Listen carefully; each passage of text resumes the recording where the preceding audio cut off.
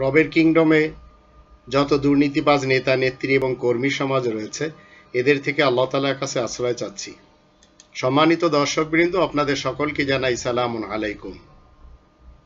বাংলাদেশের সন্তানেরা আজ কিভাবে মুশরিকে পরিণত হয়েছে এবং শেখ হাসিনা এই মুসলমান দেশকে আজ সংখ্যালঘুতে পরিণত করেছে, কিভাবে, কেন, আসুন এই ব্যাপারটি নিয়ে আমরা কিছু কথা শুনি এবং রবীন্দ্রনাথের লেখা আমার সোনার বাংলা কিভাবে বাংলাদেশের জাতীয় সঙ্গীত করা হলো, কোন ষড়যন্ত্রের ফসল এটি, আবার প্রত্যেকটি স্কুল কলেজ ইউনিভার্সিটির সামনে ত্রিত্ববাদীর যে বেদি সেটি কেন নির্মাণ করা হলো শহীদ মিনার নামে, আবার ময়মনসিংহ টিচার ট্রেনিং কলেজের সামনে কেন উলঙ্গ মূর্তি রাখা হলো। প্রথমে আসুন আমরা যারা বাংলাদেশের নাগরিক আমাদেরকে জানতে হবে কোরআনের 14 নম্বর সূরা ইব্রাহিমের 7 নম্বর আয়াত। আল্লাহ বলেন, ওয়া ইস্তাআযানা রাব্বুকুম লাইন শাকারতুম লাযিদান্নাকুম ওয়া লাইন কাফারতুম ইন্না আযাবি লাশাদীদ। তোমাদের প্রতিপালক যখন তোমাদেরকে সতর্ক করলেন আর বললেন কি তোমরা যদি কৃতজ্ঞতা প্রকাশ করো তাহলে নিশ্চয় আমি সহযোগিতার হাত বাড়িয়ে দেব, আর যদি অকৃতজ্ঞ হও, নাফরমানি করো, তাহলে জানবে আমার শাস্তি বড়ই কঠিন। একথা সত্য সুনিশ্চিত। আজ 2020 সাল এই করোনার যুগে একদিকে করোনার সাথে সবাই লড়াই করছে, করোনা থেকে বাঁচার জন্য উপায় খুঁজে বের করছে, অন্যদিকে ভারত ফারাক্কা বাঁধ খুলে দিয়েছে, 1/3 এলাকা আমাদের দেশে পানির ভিতরে চলে গেছে। আবার এই দেশের রাষ্ট্রীয় ধর্ম ইসলাম নিয়ে কটূক্তি করা হচ্ছে, বিসমিল্লাহ সংবিধান থেকে মুছে দেওয়ার পায়তারা করা হচ্ছে। নিঃসন্দেহে আমাদের দেশে রয়েছে একজন এমন ঘসিটি বেগম, সাথে রয়েছে কিছু মির্জাফর। বঙ্গদেশের জন্য অতীতের ইতিহাস বলে মির্জাফর, ঘসিটি বেগম প্রমুখ প্রাসাদ এরা ষড়যন্ত্রের গুরুত্বপূর্ণ চরিত্রে ছিল। আর সবচেয়ে বেশি গুরুত্বপূর্ণ সেটা হলো ষড়যন্ত্রের আসল কুশীল বড়া, যারা নিজেদের স্বার্থ চরিতার্থ করার জন্য সঙ্গত কারণে মীর জাফরকে দাবার গুটি হিসেবে ব্যবহার করেছে, তারা ছিল ইংরেজ। ইংরেজদের সাথে হাত মেলানো এই সব নেমক হারামরা, যাদের কয়েকটি নাম আমরা জানি, যেমন জগৎ শেঠ, রাজা রাজবল্লভ, রায় দুর্লভ, রাজা কৃষ্ণচন্দ্র, উর্মিচাঁদ, মহারাজা নন্দকুমার। আমরা কিন্তু সারাক্ষণ মির্জাফর করে এই সব আসল দেশদ্রোহী সন্ত্রাসী যারা, এদের আড়ালে রাখি। এখন 2020 সালে বাংলাদেশে রয়েছে একটি ঘসিটি বেগম। তাকে ডক্টর ওয়াজেদের জীবন সঙ্গিনী বলা যাবে না, বললে দোষ। দিল্লি তাকে দাবার গুটি হিসেবে ব্যবহার করেছে, যার কারণে এদেশ আজ মুসলমানদের থাকা সত্ত্বেও তারা সংখ্যালঘুতে বসবাস করছে, সংখ্যালঘু হয়ে চলাফেরা করছে। এদের নিয়ন্ত্রণ বাগডোর এখন হিন্দুত্ববাদের হাতে। সচিবালয় বলেন, ব্যাংকের সেক্টরে বলেন, বাংলাদেশের প্রত্যেকটি সেক্টরে রয়েছে। এমনকি থানাগুলিতে যদি আমরা দেখি, সেখানেও ওসি প্রদীপের মতো বড় বড় খুনিরাও রয়েছে। 43টি পতিতালয়ের মালিকের লেখা এদেশের জাতীয় সঙ্গীত। চিন্তা করে দেখুন ক্যারেক্টারটা কি। আবার ঢাকা বিশ্ববিদ্যালয় বিরোধী সেই রবীন্দ্রনাথ ঠাকুরের কবিতা এদেশের জাতীয় সঙ্গীত, অথচ এই কবিতার রচনাকাল ছিল 1905 সাল। 1905 সালে বঙ্গভঙ্গ করার ফলে তার বিরুদ্ধে আন্দোলন করে কলকাতা ভিত্তিক হিন্দু জমিদারদের এক শ্রেণীরা আন্দোলন করে, এবং কারণ দুই বাংলা ভাগ হবে, পশ্চিমবঙ্গ থেকে পূর্ববঙ্গের মানে আজকের বাংলাদেশ, এই যে সম্পদ আর শোষণ করতে তারা পারবে না, তখন বঙ্গভঙ্গ রদ বা ফের দুই বাংলা এক করার জন্য আন্দোলনে নামে রবীন্দ্রনাথ কলকাতা ভিত্তিক হিন্দু জমিদারদেরকে সাথে নিয়ে তারা কি করলো, তাদের কথা মতে রবীন্দ্রনাথ অনেক কবিতা লিখল। তার মধ্যে একটি কবিতা যাকে বলা হয় যে আমার সোনার বাংলা আমি তোমায় ভালোবাসি, এই যে 25 লাইনের একটি কবিতা, যদিও ওর আসল উদ্দেশ্য হচ্ছে তাদের দুর্গাকে নিয়ে লেখা এই 25 লাইনের কবিতা। 1905 সালে বঙ্গভঙ্গের বিরোধিতা করে যে হিন্দু শ্রেণী, সেই হিন্দু শ্রেণী 1947-এ দুই বাংলা ভাগ করতে উদ্যত হয়। প্রথমে কিন্তু চাইছিল দুই বাংলা এক থাকবে, আবার 1947-এ তারা দুই বাংলায় করলো। তাদের চিন্তাতে কি ছিল, পশ্চিমবঙ্গ যদি পাকিস্তানের সাথে তথা তৎকালীন পূর্ব পাকিস্তানের সাথে সংযুক্ত হয়, তখন বাংলায় মানে পূর্ব এবং পশ্চিম বাংলার হিন্দুরা মুসলমানদের তুলনায় সংখ্যালঘু হয়ে দাঁড়াবে, আর সংখ্যালঘু হলে মুসলিমরা হিন্দুদের উপর কর্তৃত্ব করবে। এটা তারা কিছুতেই সহ্য করতে চায়নি। তাই এতদিন যে বাংলা জাতীয়তাবাদের ধোঁয়া তুলছিল এই হিন্দুরা, মাত্র কয়েক দশকের ব্যবধানে তারা বাংলা জাতীয়তা ফেলে হিন্দু জাতীয়তাবাদ গ্রহণ করে এবং তারা ভারতে যোগ দেয়। 1971 সালে বাংলাদেশ স্বাধীন করার সময় ভারতের সহযোগিতা ছিল, এটা অস্বীকার করার কোনো উপায় নেই, কিন্তু সহযোগিতার আড়ালে এরা একটি উদ্দেশ্য নিয়ে এসেছিল, সেটি হচ্ছে লুটপাট, এমনকি দেশকে তাদের ভিতরে ঢুকিয়ে নেওয়ার পায়তারা ছিল।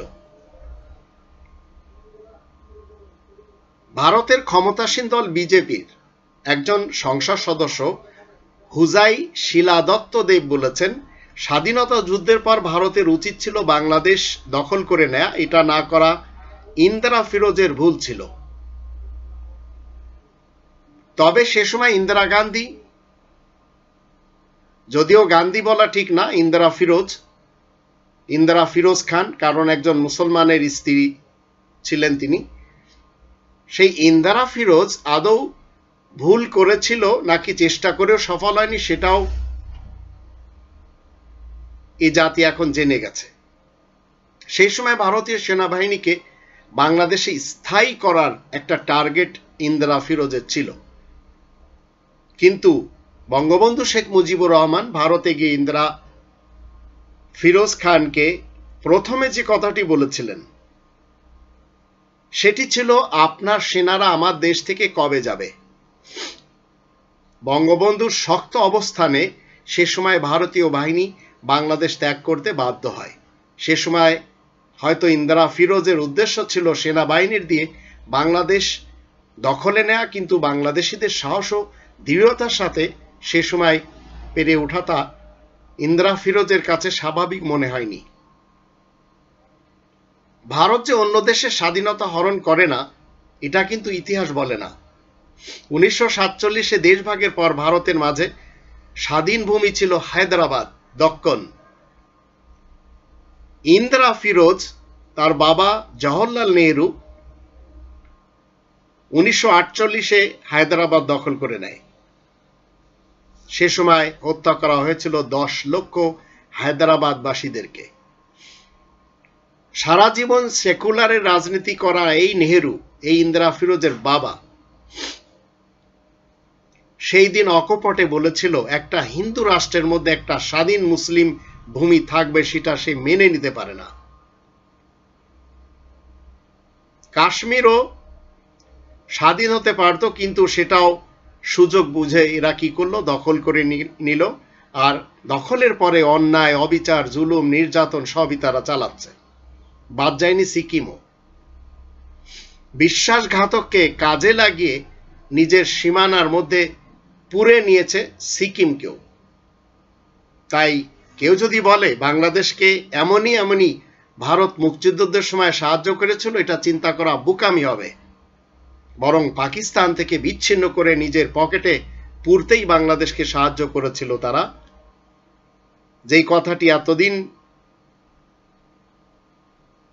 পর হলেও মুখ ফসকে বের হয়ে গেল বিজেপির সংসদ সদস্য হুজাই শিলা দত্তের মুখ দিয়ে।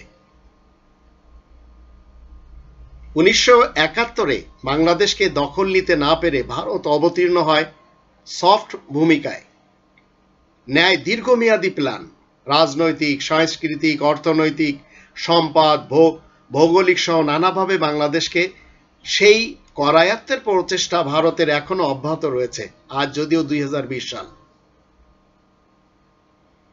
বর্তমান দুই বাংলা মানে বাংলাদেশ ও পশ্চিমবঙ্গ ফের এক হওয়ার বিষয়টি যে শুধু হিন্দুরাই চায় তা নয়, বরং সাম্রাজ্যবাদী ইহুদিরাও চায় বাংলাদেশ ভারতের ভিতর অন্তর্ভুক্ত হয়ে যাক। কিছুদিন পূর্বেই মার্কিন ইহুদি রিচার্ড বেনকিন সেই ধরনের একটি ইঙ্গিত দিয়ে একটা পোস্ট করেছে। বেনকিনের স্বপ্ন দুই বাংলা এক হওয়া, এবং সে পোস্টে বলা হয়েছে বাংলাদেশের জনগণের ইসলাম ও মুসলিমানিত্ব ধ্বংস করতে হবে, দুই বাংলা এক করে হিন্দুদের সংখ্যাগুরু করতে হবে আর মুসলমানদের সংখ্যালঘু করতে হবে, দুই বাংলা এক করে একটি স্বায়ত্তশাসিত অঞ্চল করতে হবে যা ভারতের অধীনে থাকবে। এগুলি ইউটিউবে আপনারা একটু ঘাটলে পেয়ে যাবেন। এটা বলতে একেবারে দ্বিধা নেই, দুই বাংলা ফের এক হওয়ার জন্য ভারতের মূল অস্ত্র হচ্ছে এই রবীন্দ্রনাথ ঠাকুরের আমার সোনার বাংলা। কারণ রবীন্দ্রনাথ ভারতের জাতীয় কবি হওয়া সত্ত্বেও প্রজাদের ট্যাক্স তুলতে বাংলাদেশে যাতায়াত করত, আর তাই বাংলাদেশিরাও তাকে কবি মানে। আর সেই সুযোগে রবীন্দ্রনাথকে পুঁজি করে সংস্কৃতির অজুহাত দিয়ে দুই বাংলার এক হওয়ার জন্য দুই বাংলাকে ফের এক করার স্বপ্ন দেখে ভারত। এ কারণে রবীন্দ্রনাথের যে ইস্যু, এটি আসলেই ভারত অ্যালার্ট হয়ে যায়। আর আওয়ামী সরকার ভারত সরকারকে খুশি রাখতে রবীন্দ্রনাথের ব্যাপারে কোনো কম্প্রোমাইজ করতেই চায় না। 1972 সালে বাংলাদেশের প্রথম সংবিধানে ভারতের চাপে বেশ কিছু বিষয় ঢুকেছিল যেগুলোর সাথে বাংলাদেশের মুক্তিযুদ্ধের কোনো সম্পর্কই ছিল না।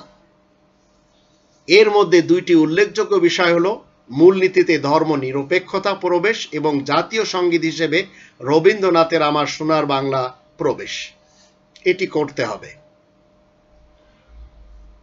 আমার সোনার বাংলা গানের প্রথম 10 লাইন, যদিও 25 লাইনের গান এটি, কিন্তু বাকি লাইনগুলো বাদ দেওয়া হিন্দু ধর্মাবলম্বীদের পূজা ও দেবীর বিষয়টি থাকার কারণে।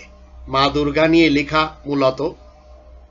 1971 সালে স্বাধীন হওয়া বাংলাদেশকে তাৎক্ষণিক দখল করতে ব্যর্থ হয়ে ভারত দীর্ঘমেয়াদী পরিকল্পনা নেয়।